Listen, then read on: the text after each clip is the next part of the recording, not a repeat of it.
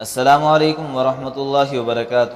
آج میں آپ حضرات کے سامنے قبر کا ایک ایسا سچا واقعہ بتانے جا رہا ہوں جس سے انشاءاللہ ہمیں بہت بڑا سبق ملے گا۔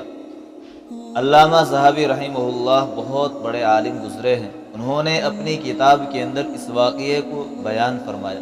کہتے ہیں کہ محمد بن یوسف اپنے ساتھیوں کے ہمراہ ایک بزرگ کے پاس پہنچے۔ ان بزرگ نے ان کا خوب اکرام کیا اور ان کی اچھے سے مہمان نوازی کی، اور پھر آخر میں کہا کہ میرے ایک پڑوسی کا انتقال ہو گیا ہے، چلو اس کے گھر چلتے ہیں تاکہ اس کے گھر والوں کی تعزیت ہو سکے۔ چنانچہ یہ تمام بزرگ، تمام ساتھی اس نوجوان کے گھر میں، جس کے گھر میں انتقال ہوا تھا، تشریف لائے اور آ کر اس کے بھائی کو تسلی دینے لگے، اس کے بھائی کو حوصلہ دینے لگے۔ لیکن وہ ان کی تسلیہ قبول نہیں کر رہا تھا، تیزی کے ساتھ زور سے رو رہا تھا، باوجود اس کے کہ یہ بار بار اس کو تسلی دیتے، جتنی زیادہ تسلی دیتے، جتنا زیادہ اطمینان دیتے، اتنا ہی اور تیزی کے ساتھ رو رہا تھا۔ تو انہوں نے کہا، کیا تمہیں اس بات کا علم نہیں ہے کہ موت اللہ کا ایک اٹل فیصلہ ہے، موت ایک حقیقت ہے، موت سے کسی کو چارہ کار نہیں، موت سے کوئی نہیں بچ سکتا۔ تو وہ نوجوان اپنے سر کو پکڑ کر یہ کہہ رہا تھا، ہاں مجھے اس بات کا یقین ہے، مجھے اس بات کا علم ہے کہ کوئی بھی آدمی موت سے نہیں بچ سکتا۔ تو پھر ان تمام ساتھیوں نے اس سے کہا، پھر آخر کیا وجہ ہے کہ تم ہماری تسلیہ قبول نہیں کر رہے ہو اور تم اتنی زور سے چلا رہے ہو، اتنی زور سے رو رہے ہو، آخر کیا وجہ ہے؟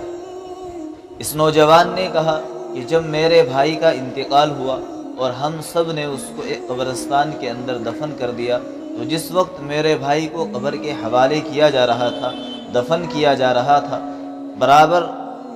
جس وقت مٹی کو برابر کر دیا گیا تو تمام لوگ وہاں سے چلے گئے اور میں کچھ دیر کے لیے اپنے بھائی کی محبت میں اس کی قبر پر ٹھہرا رہا۔ کچھ دیر کے لیے میں اپنے بھائی کی قبر کے پاس بیٹھ گیا اور وہیں بیٹھ کر آنسو بہاتا رہا۔ کچھ ہی دیر گزرنے کے بعد جب وہاں سے تمام لوگ چلے گئے، قبر کے اندر سے ایک آواز آئی کہ آہ سب مجھے چھوڑ کر چلے گئے، آج میں اکیلا ہو گیا، میں تنہا ہو گیا، آہ کوئی مجھے اس عذاب سے بچائے۔ تو میں اپنے بھائی کی آوازیں اپنے کانوں سے سن رہا تھا، اس سے رہا نہیں گیا۔ بھائی کی محبت میں نے اس قبر کو دوبارہ سے کھولنا شروع کر دیا۔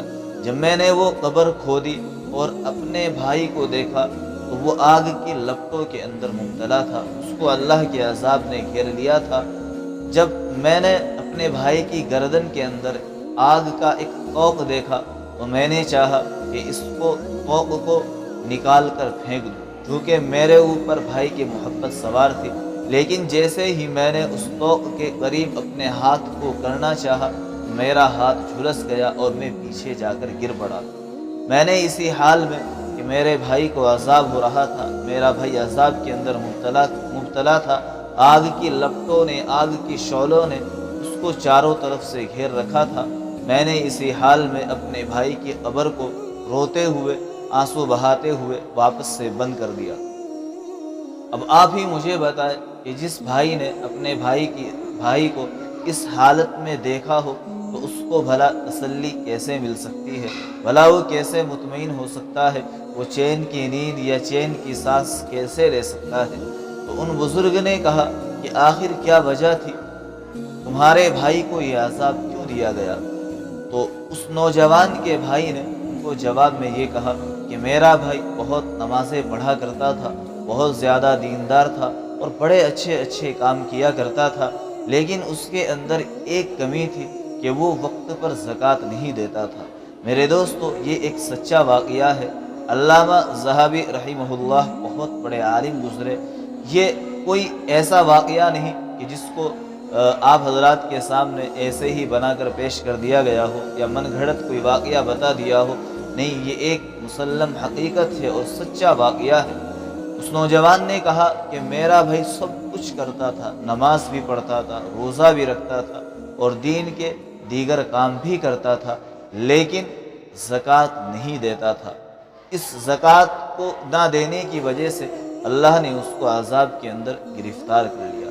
میرے دوستو، ہمیں اس واقعے سے یہ سبق ملتا ہے کہ آدمی جہاں نماز پڑھتا ہے، روزے رکھتا ہے اور دین کے سارے کام کرتا ہے، وہاں اس کو راہ خدا میں خرچ بھی ضرور کرنا چاہیے۔ اس نوجوان کے عذاب کی وجہ صرف ایک عمل بنا کہ اس نے وقت پر زکوٰۃ نہیں دی۔ اللہ ہم سب کی حفاظت فرمائے۔ ہمیں بھی ایک دن دنیا چھوڑ کر جانا ہے۔ اگر ہمارے اوپر زکوٰۃ فرض ہے تو ہمیں اپنی زکوٰۃ نکالنی چاہیے اور پوری نکالنی چاہیے۔ میرے دوستو، اس واقعے سے اگر آپ نے کچھ سیکھا ہے، اور اس واقعے کے اندر سیکھنے کی چیز یہ ہے کہ دین اسلام کے جتنے بھی احکامات ہیں، جتنے بھی ارکان ہیں، چاہے وہ چھوٹا ہو یا بڑا ہو، دین کا کوئی بھی حکم چھوٹا نہیں ہوتا، سب بڑے ہوتے ہیں۔ وہ ہمارے لحاظ سے ہے، ہماری نظر کے اعتبار سے بعض احکامات ایسے ہوتے ہیں کہ وہ ہمیں ہلکے نظر آتے ہیں، لیکن وہ ہلکے نہیں ہوتے۔ ہر حکم پر اللہ کے ہمیں عمل کرنا چاہیے، ورنہ کہیں ایسا نہ ہو کہ ہم بھی کسی ایک حکم کی طرف سے غفلت سے کام لیں اور وہی ایک حکم ہمارے لیے آخرت میں درد سر بن جائے، ہماری قبر میں ہمارے لیے وبال جان بن جائے۔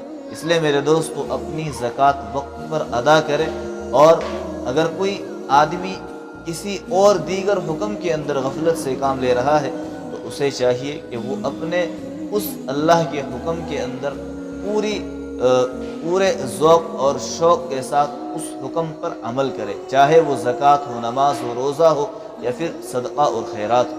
دعا کرے کہ اللہ پاک ہم سب کو عمل کی توفیق عطا فرمائے، اور اس واقعے سے ہم سب کو صحیح بات سیکھنے کی توفیق عطا فرمائے۔ السلام علیکم ورحمۃ اللہ وبرکاتہ۔